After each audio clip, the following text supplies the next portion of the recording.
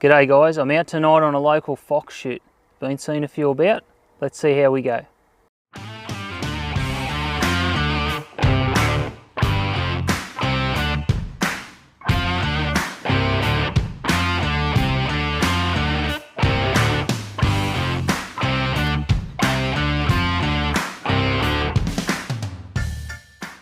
The rifle tonight, I'm running my custom Tikka chambered in 6mm BR.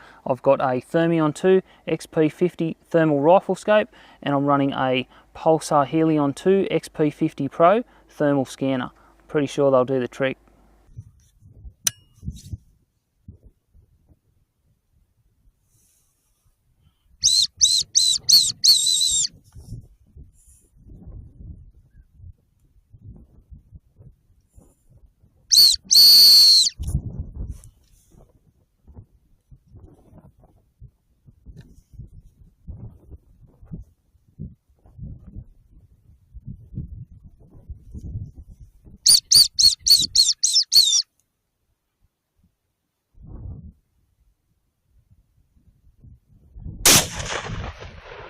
Just running this little blue squeaker call from Paul over at Fox Calls. It works really well just on the animals that are a bit closer. If you just want to keep their attention, maintain the movement coming towards you without them coming in like a bat out of hell, they work really well. You're probably wondering why at the start of the video I blurred out the device on top of my rifle with a bird. Just hang around for a second guys, I want to have a quick chat to you about the new guidelines on YouTube. This will have implications against all the hunting and shooting content that you watch on the platform. So please stick around, let me have a little bit of a rant, and then we'll get back onto shooting some foxes. Now, you either do or don't understand that YouTube have now introduced new guidelines that are very anti-hunting, anti-firearms. They're very clear in that. I won't go right through all the guidelines, I'll put a few little screenshots of them up. They're very confusing. Now, specifically to a channel like mine, I'm going to be pretty much affected with all the content because I use thermal and night vision. Now, what the platform is saying is that is now a modification.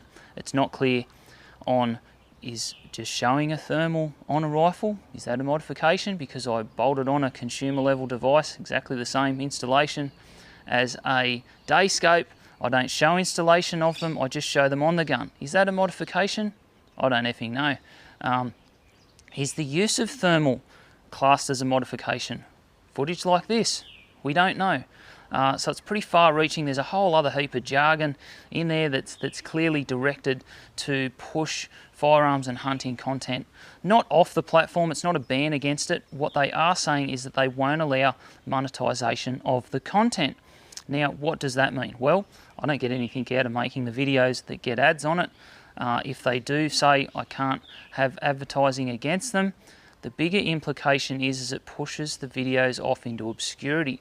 Now, what I mean by that, YouTube is clearly a platform that make money off advertising. Nothing's free in life. So, if I can't put ads on a video, they won't promote it. So if you're not subscribed to the channel and you bump into some of my videos on your YouTube homepage, browse features, it comes up as a suggested video after something else you've watched, well, that won't happen because YouTube won't promote it because they don't make any money off the video. So just have a little bit of a think about that. It's pretty bad for all this type of stuff. We're not sure where it's going. There's a whole heap of people, including myself, pushing back against it. I've had a few emails with people at YouTube. Miraculously, I've managed to contact someone. Great. The person I'm in contact with has got no effing idea what they're talking about, and they keep referring me back to the guidelines for clarification. And the guidelines aren't clear. So that's now gone off to an expert and I'm meant to get an answer on it. So I don't know if I can show footage through a thermal scope and just not show a thermal on a rifle, hence what I'm doing on this video.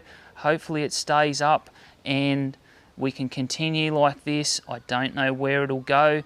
Please make sure you follow me on Facebook, Instagram, it's all just Edge of the Outback stuff. If you haven't looked at my Patreon, please do.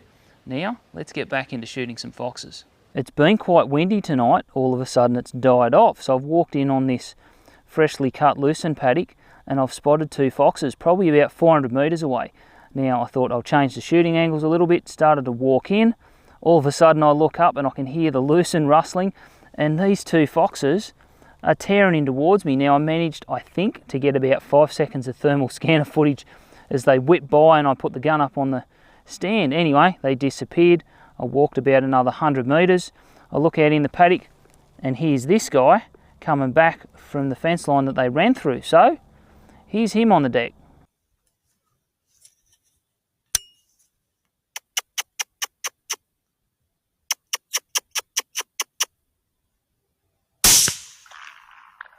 After the gunshot, I looked around over the other side of the fence and I can see this lady here about 250 metres away. Obviously quite wary because I'd just let off a 6mm round. Anyway, gave the Fox Blaster a couple of goes.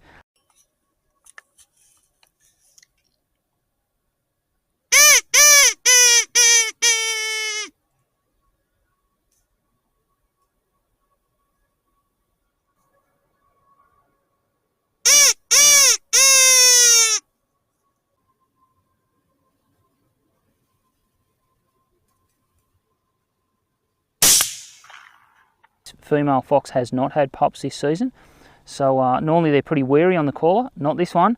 Came running in. I shot her probably at about, I don't know, 50, 60 metres away and only about 30 metres from the dog fox, so good outcome there. Happy with that. Hey! Another big healthy dog fox. That'll do it. I've gone to put my Icotec out on this fence post. Leant on it and it started to make noises at me. Had me a little bit concerned. There's a Rosella nested down in it. There's a couple of them in there. A couple of young ones. It's a little bit cranky. We'll leave him alone, we won't upset him. It's pretty cool to see though. These type of foxes are the animals that have probably been whistled up before by someone and missed. Have a look at this vixen when I give a couple of little soft blows on a mouth whistle.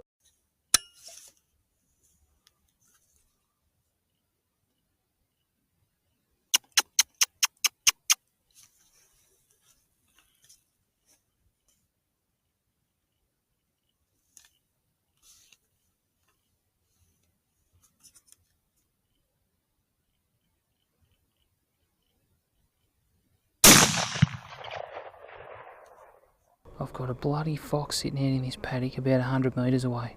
He's onto me and he's sitting on the skyline, so I'm going to have to move about 100 metres to the left, try and get a little bit of elevation so I can shoot down into this paddock.